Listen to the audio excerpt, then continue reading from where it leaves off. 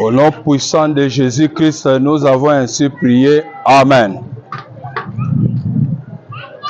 Totelemi, tozotanga liloba na Nzambe, tozaya kotelema, on s'élève, on va lire la Bible, on va lire la parole de Dieu. Genèse chapitre 41.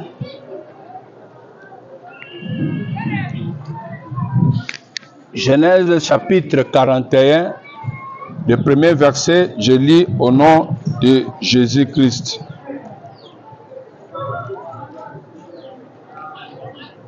Au bout de 2 ans,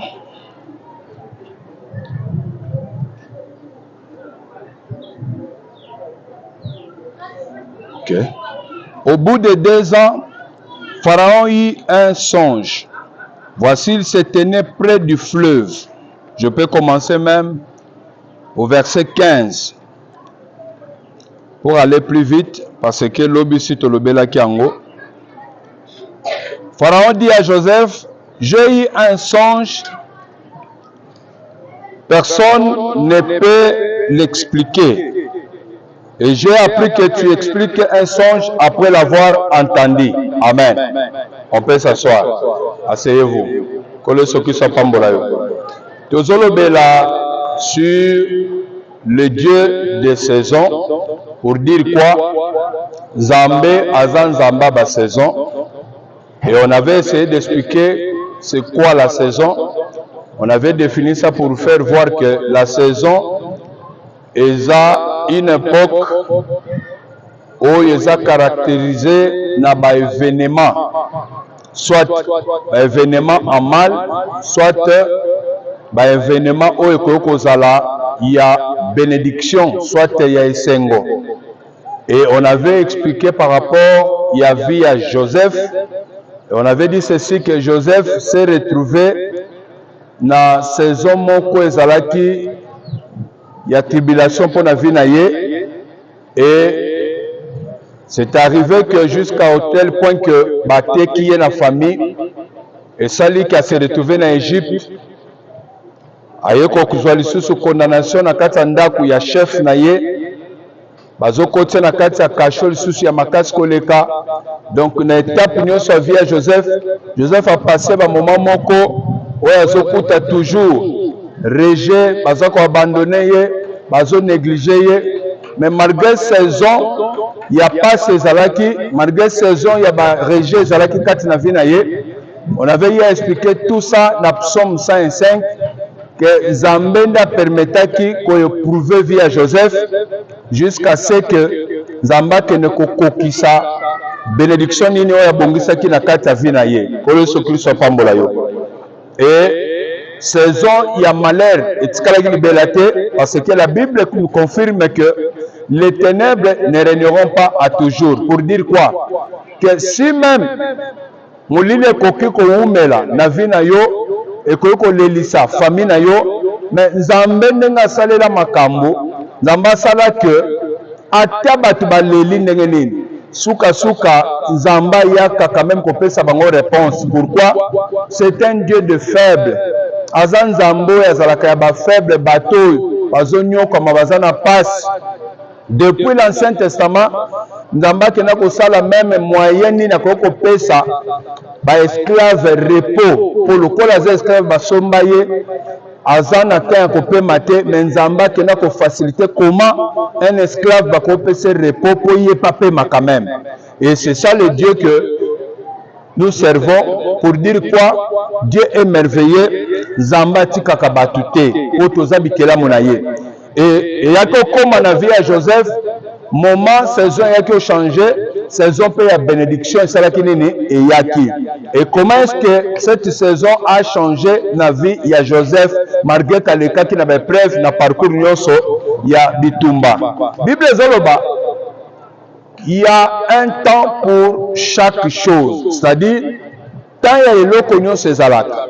Il y a un temps pour pleurer, il y a un temps pour se réjouir, il y a un temps pour tuer, il y a un temps pour tout. C'est-à-dire, eloko nyonso na mokili, tant nango ezalaka. Suka nango ezalaka. Ekoyoko banda mabe, mais malamu pe kokoya. Tout comme batu musu bako banda na malamu pe mabe kokoya. Mais nalobaki lobi très bien. Nalobaki boy. Linga mingi ke mabe bandaki et puis ya kokoma na moment ya sengo na vie na yo parce que notre Dieu nous promet d'aller de progrès en progrès. C'est-à-dire mutazolonga na étape ya se abani ko mata malembe malembe. Nous sommes Genèse chapitre 41, le verset 15 de Zolo Baboué. Pharaon dit à Joseph, j'ai eu un songe. Personne ne peut l'expliquer. Et j'ai appris que tu expliques un songe après l'avoir entendu. Awa, Joseph va rappeler à partir de la prison et par roi Pharaon. Mais comment roi a rappelé? Parce qu'il y avait un général Bazaki dans la prison. Il a Koutanana Joseph dans la prison. Joseph a limbolandoto naye que dans 3 jours, on va la libérer.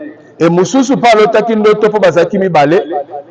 Joseph a dit dans 3 jours, bako pendre au kokufa. Mais l'autre dans 3 jours, Nzamba ko sala ka kozonga la musala na ye et pas roi. Et ndenge Joseph a yebisaki mukonzi wana pe ndenge salami na vie ya mukonzi.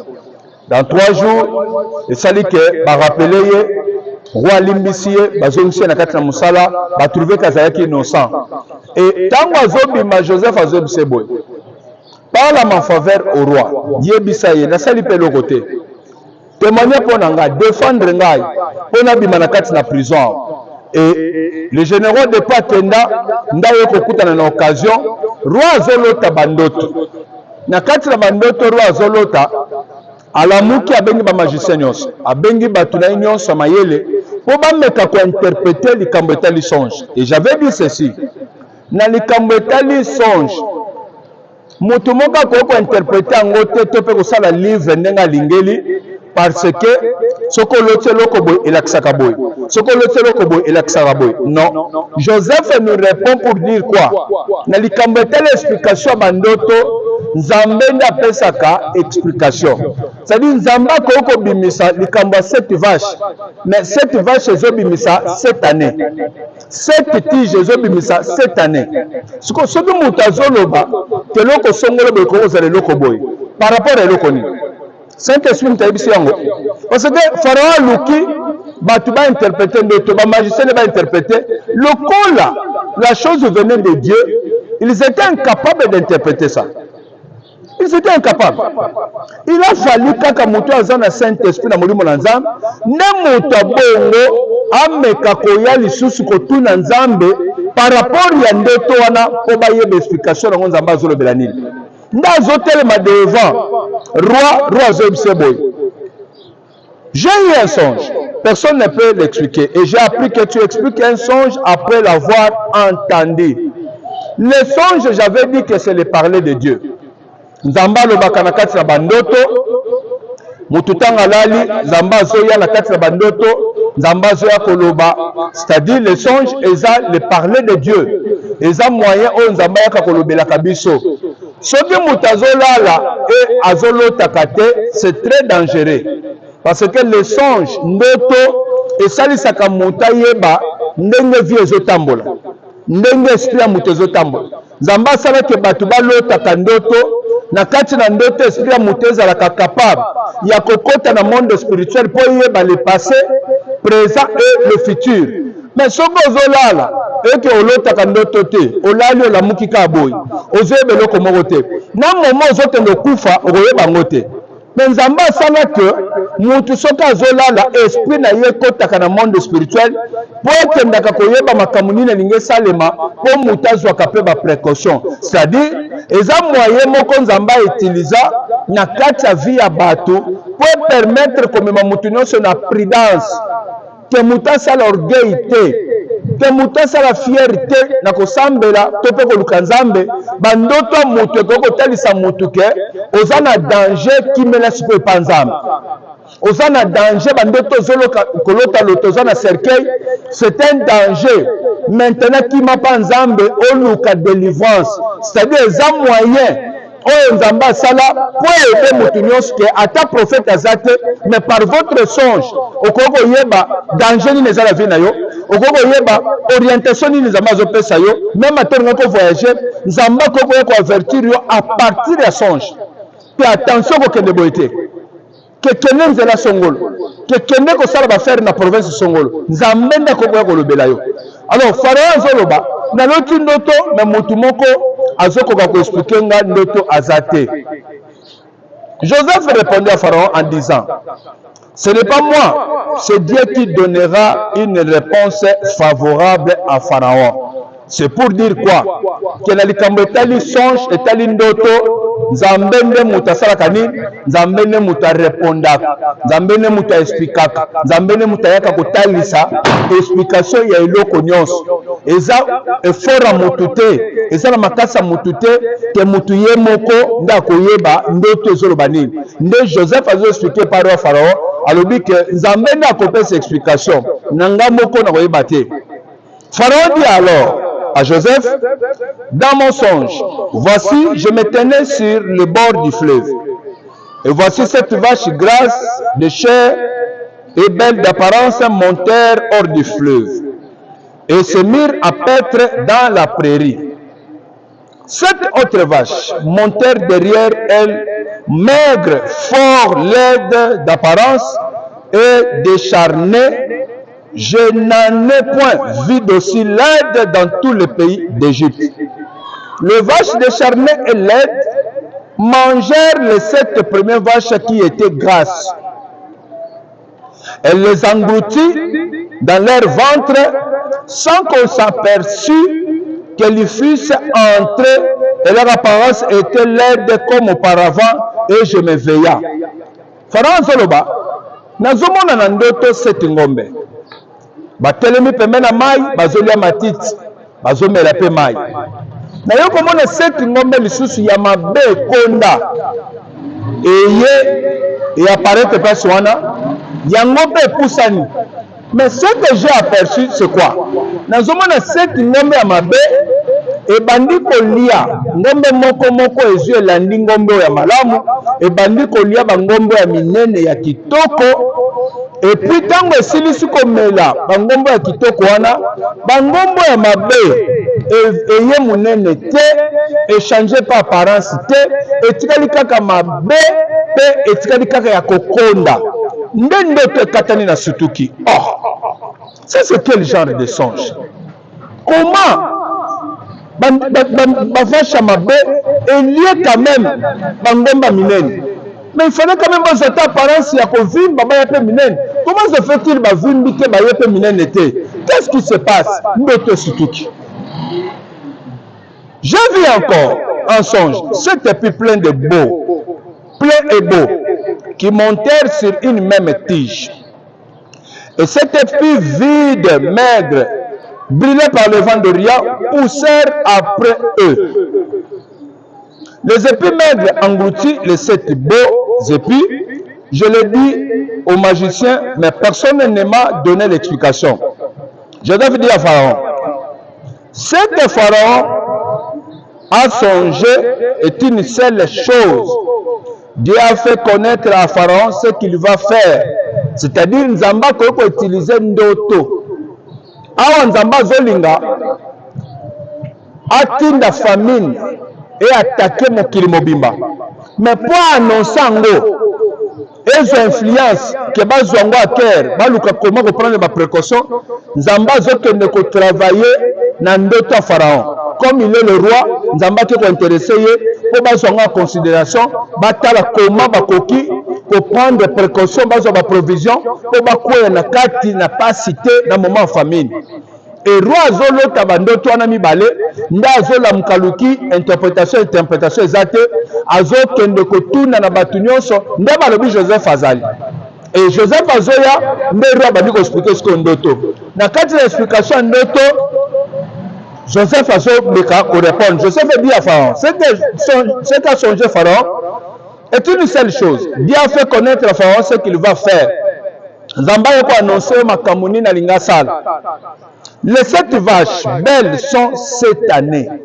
Voilà que les 7 vaches, Ezoya Kobimisa, image, il y a 7 années. Qui pouvait croire que les 7 vaches et qu'on vous a l'image il y a 7 années? Alléluia.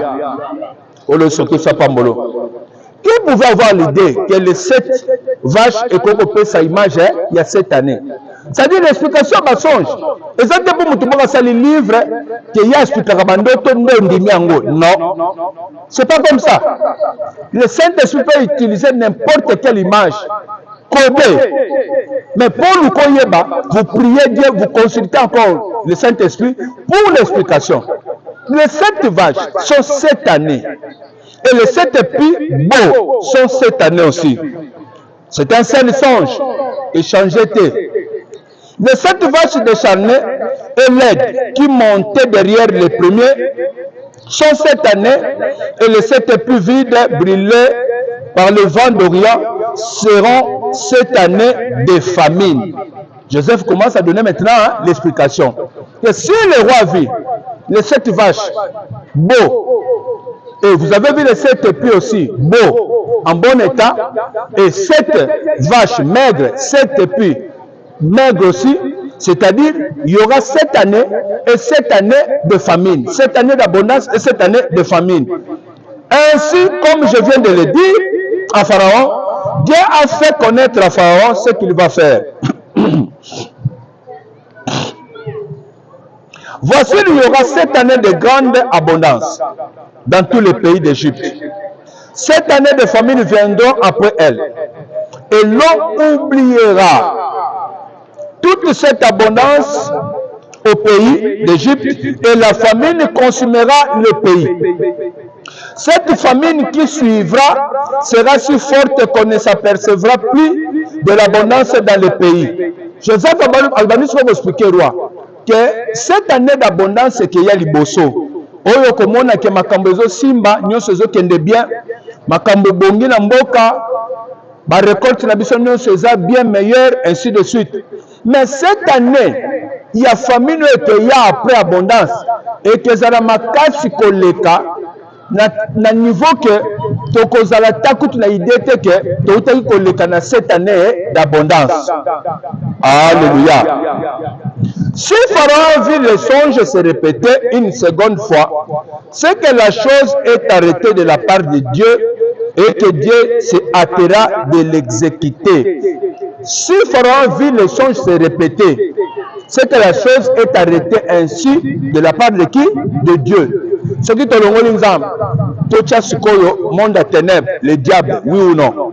Ce qui moutazo lota, akuti asala kata cercueil, akuti asala accident, akuti à tout mutu.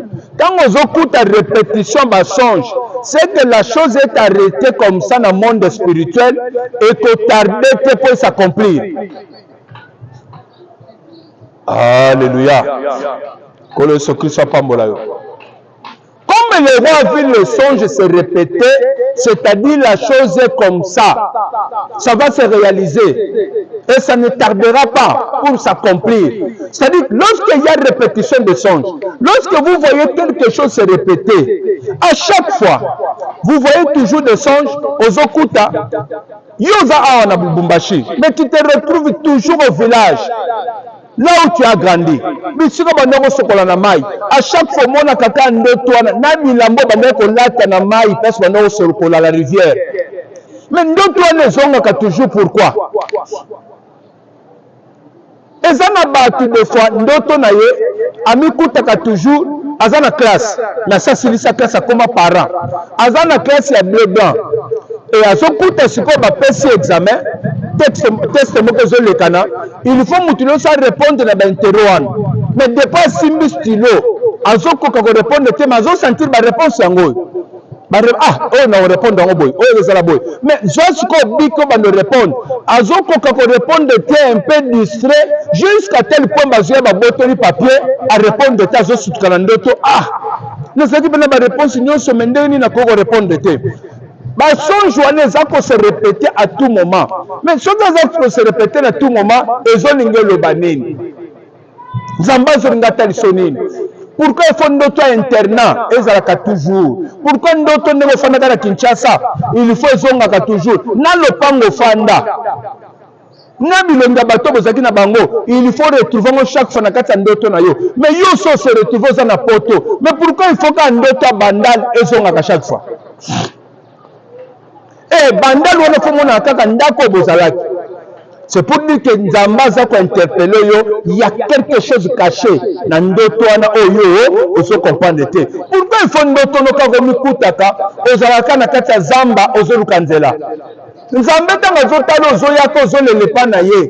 Te Nzambe sunga ngai, Nzambe tala makambo na ngai, Nzambe kangola ngai, Nzambe bundela ngai. Nzambe azoyaka kolakisaka yo toujours ndoto wana. Oza na kati ya zamba ozoluka nzela eza te. Chaque fois oza na kati ya zamba ozoluka nzela eza te. Nzamba azoya kointerpele ke oza emprisonné wapi na nzamba. Amen. Je ne sais pas si vous comprenez. C'est-à-dire, lorsqu'il y a répétition, il y a songe, il y a un message. Que Zambazo interpellé, Zambazo n'aurait yo, Zambazo insisté pas pour te dire qu'il y a quelque chose qui est caché. Et Pharaon, Joseph a dit à Pharaon, si le roi a vu le son se répéter une seconde fois, c'est que la chose est arrêtée de la part de Dieu et que Dieu se hâtera de l'exécuter. Maintenant, que Pharaon choisisse un homme intelligent et sage et qu'il le mette à la tête du pays d'Égypte. Que Pharaon établisse des commissaires sur le pays pour lever 1/5 de récolte de l'Égypte pendant les 7 années d'abondance. Qu'il rassemble tous les produits de ces bonnes années qui vont venir, qu'il fasse sous l'autorité de Pharaon des amasses de blé, des approvisionnements dans le vide et qu'il en ait la garde. Ces provisions seront en réserve pour le pays, pour les 7 années de famine qui arriveront dans le pays d'Égypte, afin que le pays ne soit pas consumé par la famine. Ces paroles plurent à Pharaon et à tous ses serviteurs. Joseph a expliqué à Pharaon que Pharaon et Sengeli a engagé, après sa responsabilité, Moutoumok Aza très intelligent, Aza Nabouania. Na musala nini ya koluka sikoyo na moment ya abondance ndenge nini akoki kozwaka ko approvisionner biloko ko bomba na ba magasin malgré to kolia ndambu mais misusu tozo bomba pour permettre na cette année ya famille ekeya to banda ko sala la provision ya réserve oyo to salaki nango. Et cela va nous permettre que na moment nyonso ya famine Égypte ezala nanzala te. Alors tant à expliquer Pharaon se peine na makambo Joseph alobaki et Pharaon zo lobaboy. Et Pharaon dit à ses serviteurs, trouverions-nous un homme comme celui-ci ayant en lui l'esprit de Dieu? Et Pharaon dit à Joseph, puisque Dieu t'a fait connaître toutes ces choses, il n'y a personne qui soit aussi intelligent et aussi sage que toi. Je t'établis sur ma maison et tout mon peuple obéira à tes ordres. Le trône seulement me lèvera au-dessus de toi. Pharaon dit à Joseph, vois, je te donne le commandement de tout le pays d'Égypte. Aux intéressés, Bissot pour la matière, verset 40 et sur le babouille. Pharaon dit à Joseph, comme c'est toi qui as interprété, je trouve en vous que vous êtes intelligent et sage par rapport à Makambolobi. Alors je trouve que comme vous avez l'esprit de Dieu en vous, Yozo charge, Yamukumbo Nyonso, pour permettre Bisso de réussir Petoko Tananzalote. Alors je t'établis sur ma maison, sur tout mon peuple, et tout mon peuple obéira à tes ordres. C'est-à-dire, Joseph a besoin pouvoir, Nicolo, il y a Égypte Mobimba. Prêtez-moi votre attention. Suivez-moi très bien. Pharaon Zoloba n'a pas ceux qui vont conduire l'Égypte. Ayobisinan, Ayobisi Joseph. Comme preuve, Azu même bague naye, il y a pouvoir, il y a caché. Après si Joseph a la tango, pour Joseph a l'obé caché partout, na combat roi, pour yem tasana, na caché, il y a Mukonzi. Mais d'où vient que Joseph a besoin pouvoir, il y a comme Mukonzi, Égypte Mobimba? Ça vient d'où? Le Dieu des saisons.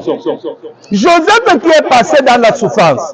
Joseph a comme rejeté, abandonné. Mais dans la saison, il y a bénédiction, saison, il y a élévation, saison, il y a succès.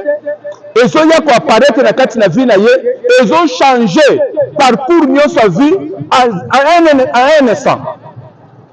Personne ne pouvait croire que quand dans la seconde, la termine de ça, il y a le roi, que le roi a changé vie, puis à partir du changement, dans la seconde de l'Obama, Joseph fait, à ce comme Mokondi, dans le gouvernement Égypte Mobimba. D'où vient maintenant que Joseph fait comme Mokondi, même il y a des Égyptiens. Et où tu vois Pelokoy? Alléluia. Et où tu vois autorité, il y a que même que gouverner les Égyptiens. D'où vient tout ça? Suivez-moi très bien. Nous parlons de Dieu des saisons. D'où vient tout ça? Dans Genèse chapitre 37, et puis nous allons revenir ici. Ok? Pour le pouvoir, il y a Joseph et Zouta, Wap. Genèse chapitre 37e.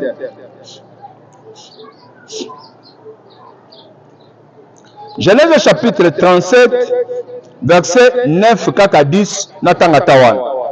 Il y a encore un songe. Il y a encore un autre songe. Et il le raconta à ses frères. Il lui dit, j'ai eu encore un songe. Et voici le soleil et la lune et 11 étoiles se prosternaient devant moi. Il le raconta à son père et à ses frères. Son père Jacob le réprimanda et lui dit, que signifie ce songe que tu as eu? Faut-il que nous venions, moi, ta mère et tes frères, nous prosterner en terre devant toi? Joseph a botami nanda kwa papa Jacob. Na kokola na ye, azolo tandota liboso, ba se retrouver, bazo kangisa maboki ya ba frère, na kati ya ndoto, c'est-à-dire bazo sala misala. Mais na kati ya kosala misala, azomona ke basali cercle bango nyonso ya se retrouver na kati. Liboke ne se retrouver na kati, liboke ne telemi, mais maboke ya bandeko nyonso ya entouré ye et ye pusani liboso na ye pe se prosterner et gumba meliye. Il se réveilla à y abattre le soleil pas bandeko. Voilà le songe que j'ai eu. Namoni na kati ya ndoto liboke na nga frère et telemi toujours debout. Bino ba maboke le bino misala na bino et yeza ko se prosterner likolo ya liboke na ngai. Bandeko ne basiliki. Balobe lingo laksanini que tu vas nous gouverner. Deuxième ndoto zoya aloti sikoyo ka bandeko te maloti le soleil et la lune et les 11 étoiles ba yeko se prosterner likolo na ye et liboso na ye. Ne papa Jacob azolimbola papa na ye mosala nzambe. Azolimbola ndoto azoloba boy. Bandoto nini yo zozwa? Faudra-t-il, moi et ta maman et tes frères, bisonon sotoya koguma melayo, ça c'est quoi ça au juste? Pourquoi? C'est pour dire quoi? Ezana bantu mususu, ba saison na bango, ya vi na bango, ezapona et gouverner Égypte mobimba. Bon, on en a bien. En ce cas, les rapides nassilis. Nous allons parler sur le Dieu des saisons. Ça dit, tu crois qu'on le canavie à passe. Tu crois qu'on le canavie famille à Bobola.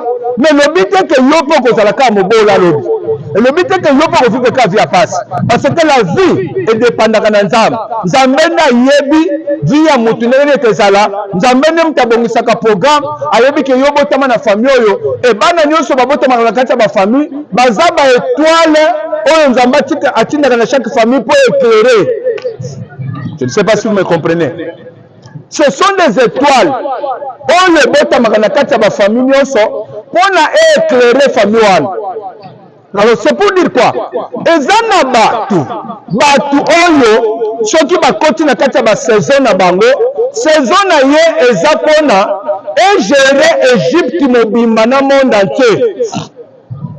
Parce que Joseph na moment zozo pouvoir. Égypte est une grande puissance dans le moment où on a les États-Unis sont grande puissance. Alléluia. Les États-Unis sont une grande puissance.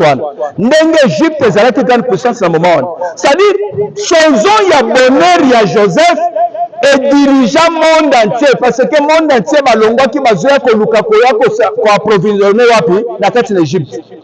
bazoyo koya kolia na kati na Egypte, koya kosomba na kati na Egypte.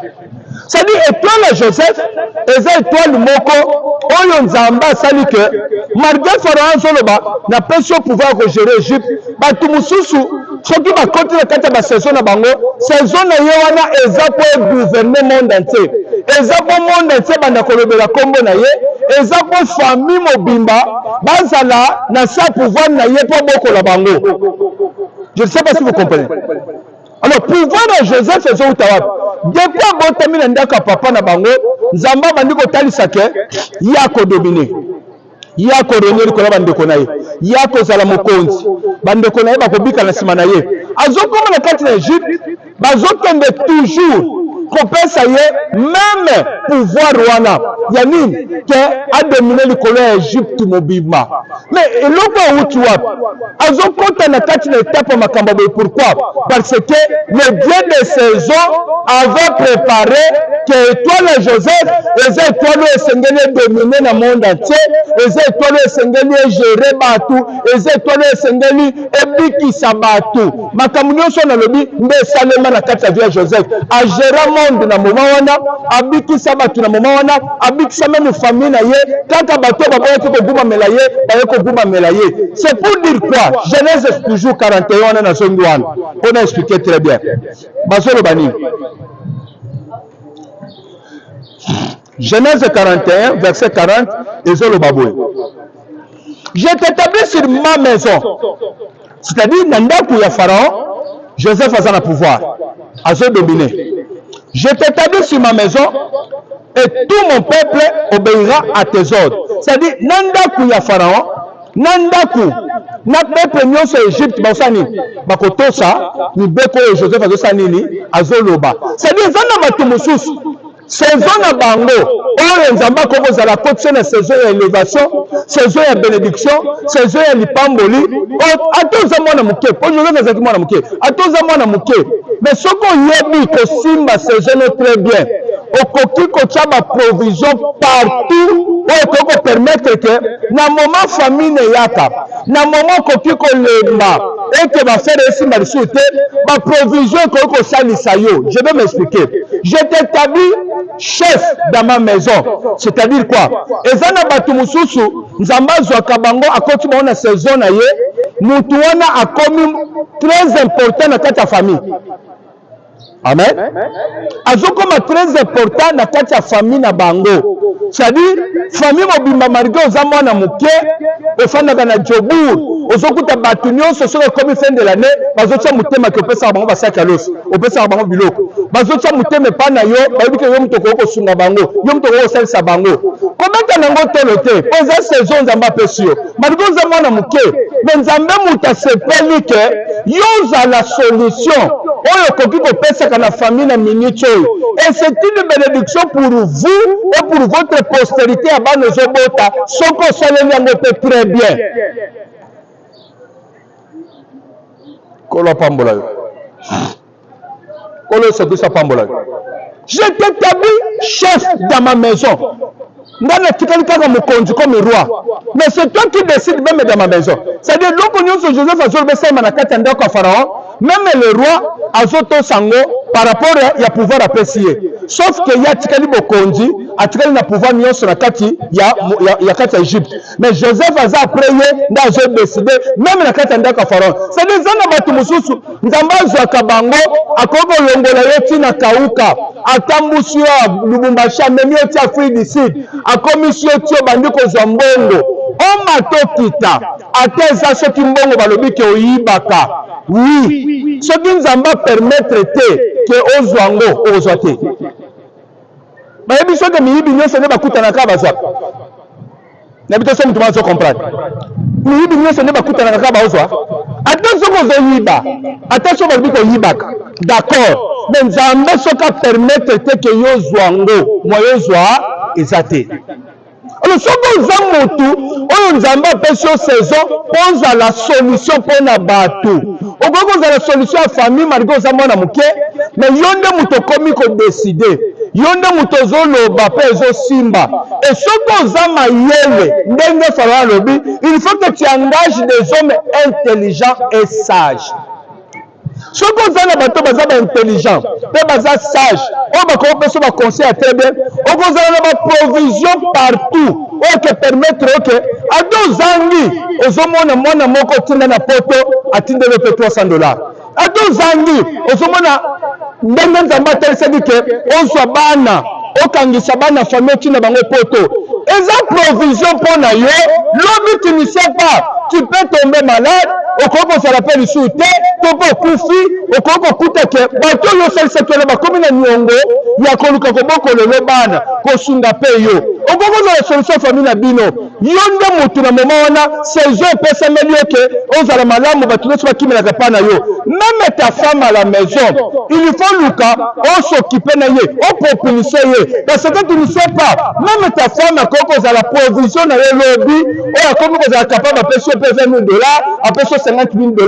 Quel que soit bakanda, mais tant que vous êtes kumoko, bon nous kamo bongisa. Ndako eza divisé, bakoko fanda te. Aibite pour kanza mazo me mangabo. Yango ndezoya. Koloso pambola. Koloso pambola. Nzamba konta ka mutu na saison, mutu wana soka konta na saison na ye, abandi ko sala makambo ezo simba. Abandi ko sala makambo ezo tende liboso.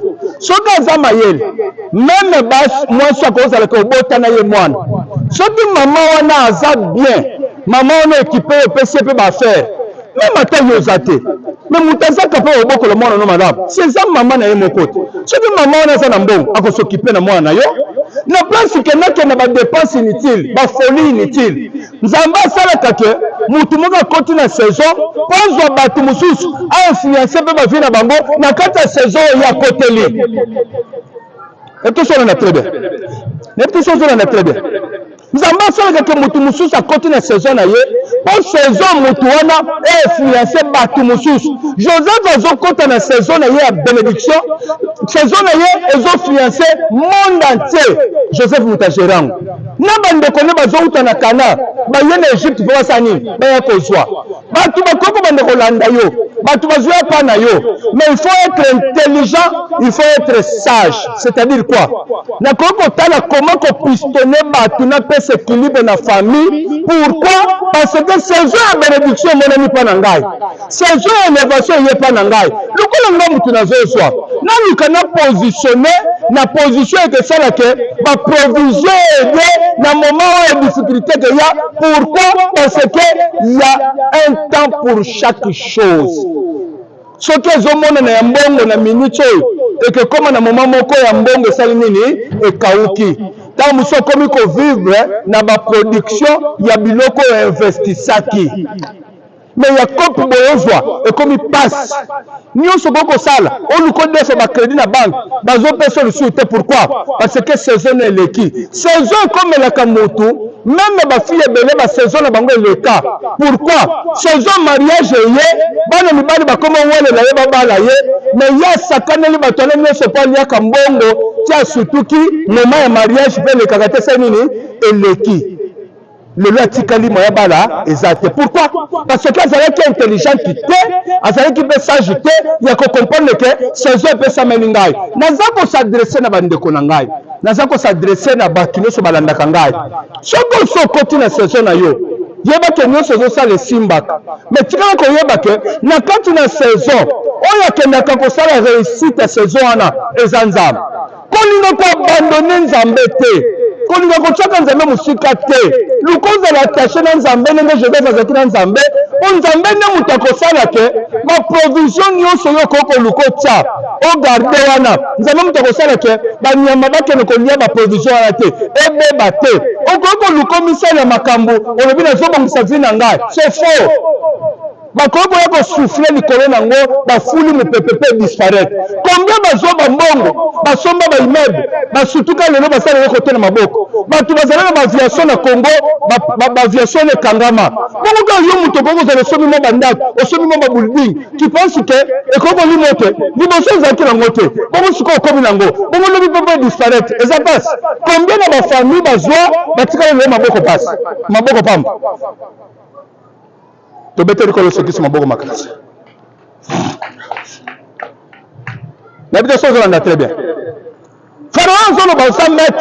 je t'établis maître na kati na ndako nanga yo mutozo décider c'est que mutu mususu soka côté na saison akoko dominer likolo la famille yo mutozo zo ba décision et soka za mayele okomona zu Jonathan atindi Jonathan na poto Jonathan comme capable ya kotindi la pe papi na kadi ba mbongo azo sala patini mbongo pa bandeko na ba die ba ndo sala commerce ba ndo sala ba faire attendre que na BBC problème ezate mais akomi capable ya kotinda pe mbongo et ça la nini et soutenir famille mais ce que loko ezu équilibre na famille mobimba natali papier natali ndeko na bi oyo na tinde Canada oyo kende boy na positionner famille pour équilibre lobi eza provision oyo koko ede ngai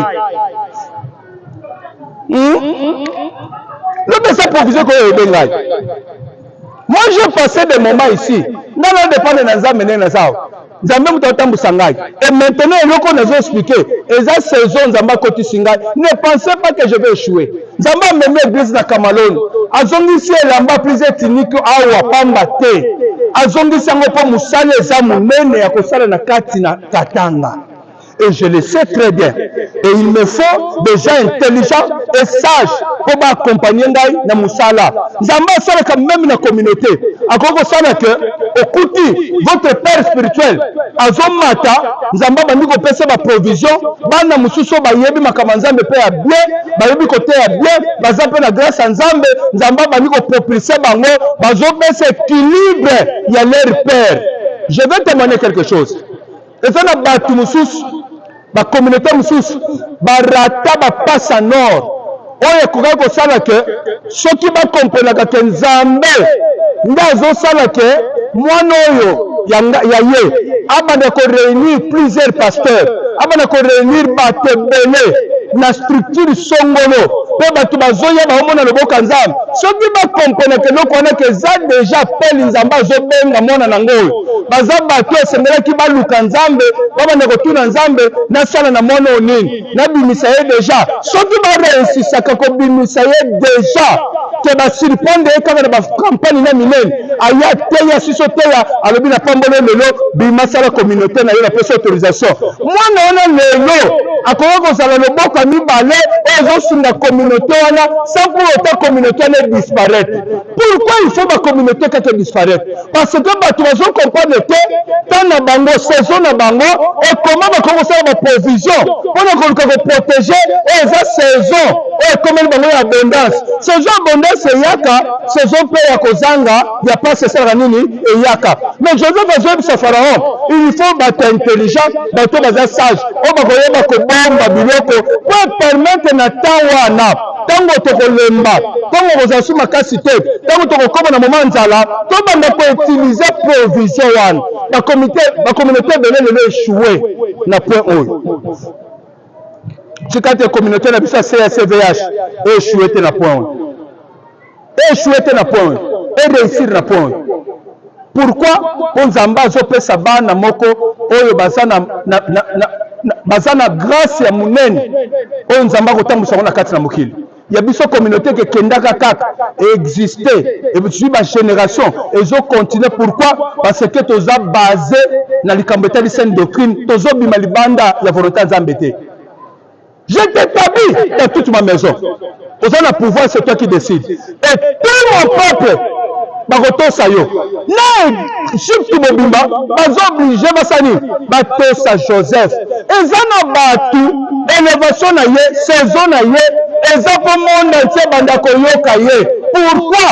Parce que Nzamba talisaka ye soka azoteya azoloba mokili mobimba egangaka amen mokili mobimba bandako ezoganga amen ndako eganga amen ndako kuna ezoganga amen e mutu abongo soka asa koti na kati ya saison na ye bible ezotalisa biso nini? Joseph azokende yebisa bango na Genèse 45 bolela te botumisama te mpo botekaki ngai Nzamba atindaki ngai nakende liboso mpona ya kosauve bino. C'est-à-dire ya des hommes oyo ezaka soki asala na kati ya saison na ye ye mutu akoki kopistone bato akozwa Jonathan atindi boye ye mutu akoki kopistone bato. Je suis dans ma saison, je suis venu vous dire ndenge nakoti na kati ya saison oyo ya bénédiction oyo ne pensez pas que ça va échouer et que kende et ben le matin, de progrès, et que ça va progrès, et dans cette saison, je suis un élément majeur, et on a comporté comme communauté, dans cette grande Katanga, pour communauté, la richesse est toujours élevée. C'est pour dire quoi? Je n'ai peur de rien, et je suis calme et serein, parce que je sais que le Dieu qui m'avait parlé, le Dieu qui nous a donné cet endroit, Azan Zamba, Ndasara Moussalamo Kamounen, peut accomplir en tellement le coroto sambe. Tozo salaka course na montre. Tozo lingate moulile côté la biso. Pourquoi? Parce que courir zate.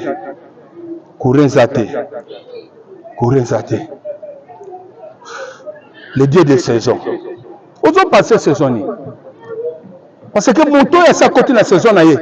Ba s'oppose à kate naie. Au moins moto soka za na kate la saison naie.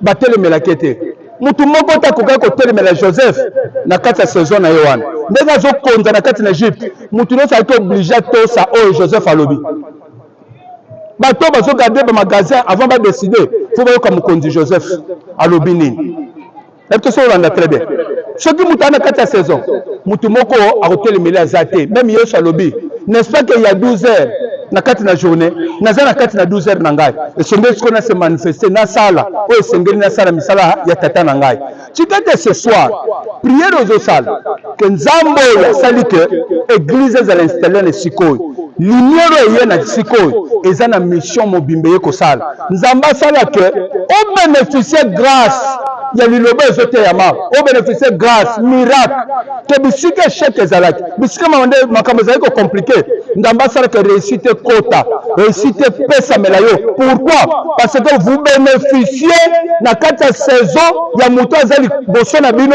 ye nzamba éprouvé pour ba reste nyonso ya famille Joseph ba ko bénéficier na bozu o Joseph azui bénédiction et yene sikoyo ezala partage na yo to sambeli na kombo na Yesu Kristo. Ça la prière.